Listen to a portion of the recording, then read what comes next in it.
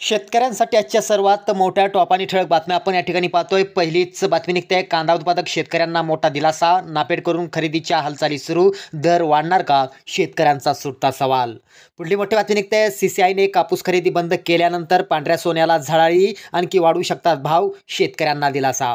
पुढली मोठी बातमी निघते, अजित पवार म्हणाले पैसे भरा. शेतकरी म्हणाले 7-12 कोरा करा. एकही पैसा भरणार नाही. बुलढाण्यात शेतकऱ्यांचं आंदोलन सुरू.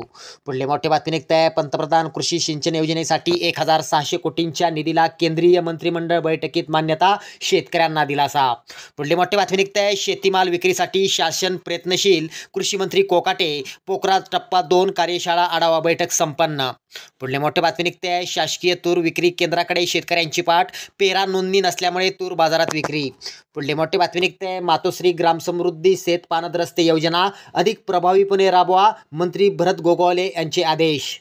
पुढली मोठी बातमी निघते, विदर्भ मराठवाड्यात पावसाचा अंदाज. राज्यात पुढील 5 दिवस पावसाचा इशारा. पुढली मोठी बातमी निघते, मशाल पेटून आमदारांच्या घरासमोर 11 एप्रिलला आंदोलन. कर्जमाफीसाठी प्रहारचा आक्रमक पवित्रा. पुढली मोठी बातमी निघते, यंदा मान्सून हंगामात चांगला पाऊस पडणार. स्कायमेटचा अंदाज.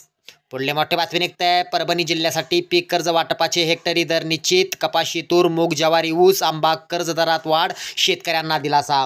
पुढली मोठी बातमी निघते, अखेर प्रतीक्षा संपली. आजपासून पीक विमा अग्रिम पडणार शेतकऱ्यांच्या खात्यावर. शेतकऱ्यांना दिलासा. शेतकऱ्यांसाठी या होत्या सर्वात मोठ्या टॉप आणि ठळक बातम्या. धन्यवाद.